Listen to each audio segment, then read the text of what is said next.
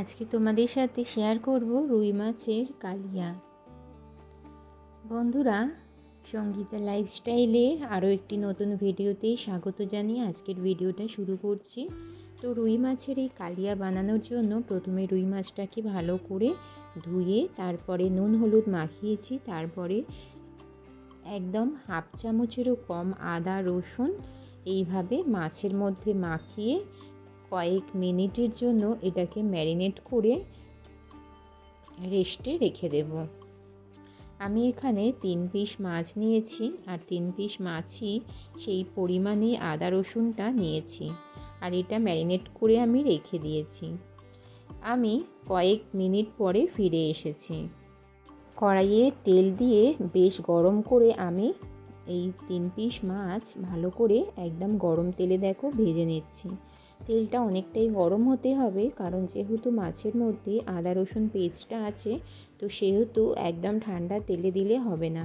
তো বেশ ভালো করে তেলটা গরম হয়ে গেছিলো। এখন আমি মাছ দুটো তিনটে দিয়ে আর গ্যাসের ফ্লেমটা আস্তে করে দিয়েছি। তারপরে আবার আমি এক পাশটা হয়ে যেতে আবার এক পাশটা উল্টে দিচ্ছি আর তারপরে আবার গ্যাসের ফ্লেমটা আমি জোরে করে দেব। সেমভাবে মাছ এই উল্টে দিয়ে মাছটা ভালো করে আমি ফ্রাই করে নেব।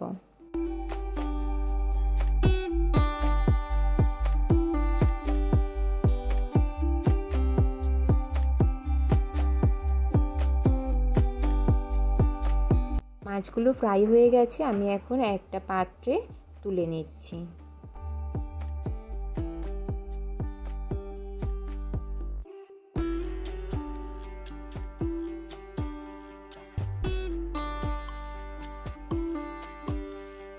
মাছ ভাজার ওই তেলেই দিয়ে নিয়েছি তেজপাতা আর এখন দিয়ে দিচ্ছি গোটা গরম মশলা। বেশ মশলাটা একটু নাড়াচাড়া করে বেশ সুন্দর একটা স্মেল এলেই এর মধ্যে আগে থেকে কুচি করে রাখা পেঁয়াজগুলো দিয়ে নেব।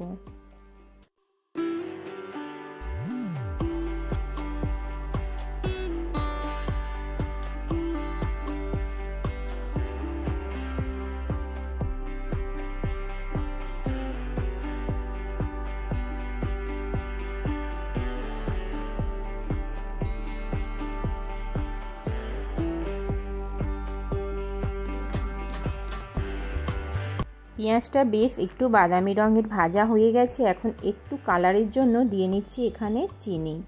চিনিটা দিলে আরও ভালো করে পেঁয়াজের কালারটা কিন্তু প্রায় একদম বাদামি হয়ে যাবে আর বেশ দেখতেও সুন্দর লাগবে, খেতেও টেস্টি হবে। তো চিনিটা দিয়ে একটু নাড়াচাড়া করে নিচ্ছি। পেঁয়াজটা বেশ ভালো করে ভাজা হয়ে গেছে। এখন এর মধ্যে 1 চামচ আদা বাটা, হাফ চামচ রসুন বাটা আর হাফ চামচ কাঁচা লঙ্কা বাটা দিয়ে দিলাম। এই বাটা মশলা দিয়ে এখন ভালো করে কষিয়ে নেব পেঁয়াজের সাথে।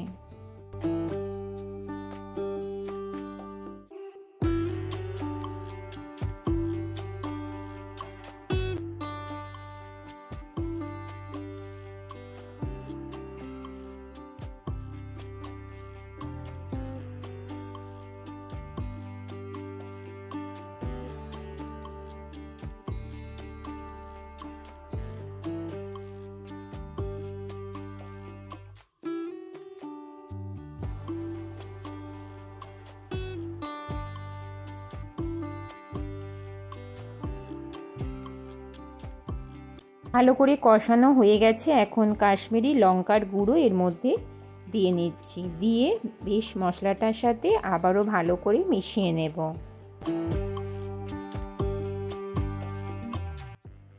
এখন আমি বাকি যে গুঁড়ো মশলাগুলো অ্যাড করব, হলুদ গুঁড়ো হাফ চামচ, ধনে গুঁড়ো, জিরে গুঁড়ো, স্বাদ মতো লবণ, সবটা আমি এর মধ্যে দিয়ে নিলাম।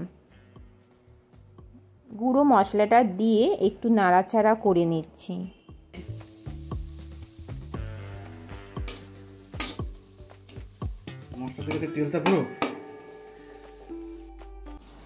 বেশ মশলাটা ভালো করে কষানো হয়ে গেছে। এখন আমি টমেটো পেস্ট করা একটা বড় সাইজের টমেটো, তো সেটা এখন এর মধ্যে দিয়ে নিলাম।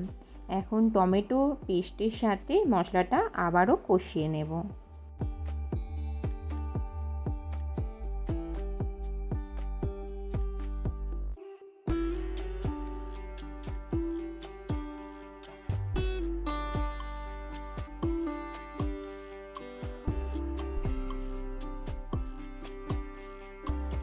মশলাটা ভালো করে কষানো হয়ে গেছে। এখন আমি দিয়ে নিচ্ছি টক দই। এখানে আমি 4 চামচের মতন টক দই নিয়ে আগে থেকে ফাটিয়ে রেখেছিলাম।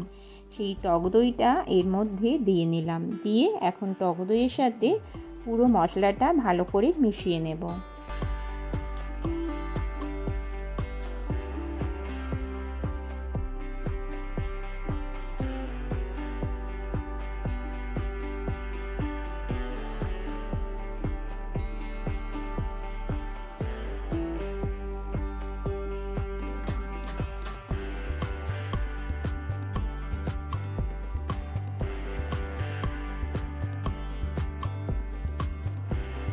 ভালো করে মশলাটা মিশিয়ে নিয়েছি টক দইয়ের সাথে। আর এখন একটু তেল যখন ছেড়ে দেবে তখন আমি এর মধ্যে সামান্য জল অ্যাড করব।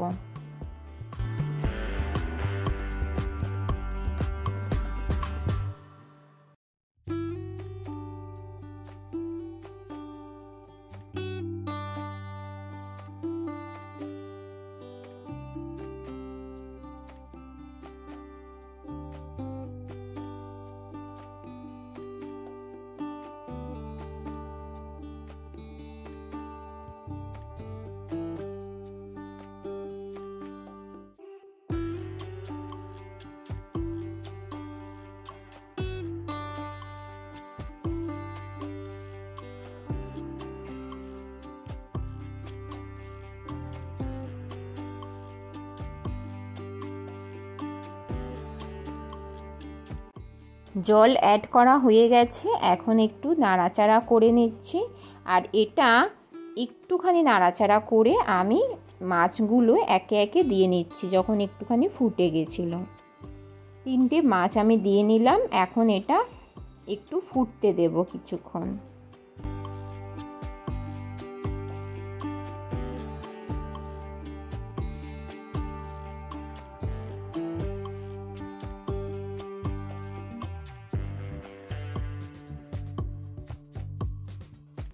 তো দেখতেই পেলে রান্নাটা কিন্তু প্রায় হয়ে এসেছে। এখন এতে দিয়ে নিলাম 1 চামচ ঘি।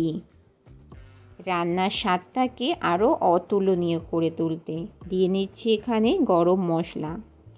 এখন আমি নামানোর কিছু আগে দিয়ে নেব ধনেপাতা কুচি। আমার কিন্তু পোনা মাছের কালিয়া একদম রেডি। আজকের রেসিপি তোমাদের কেমন লাগলো অবশ্যই কমেন্ট করে জানাতে কেউ ভুলবে না।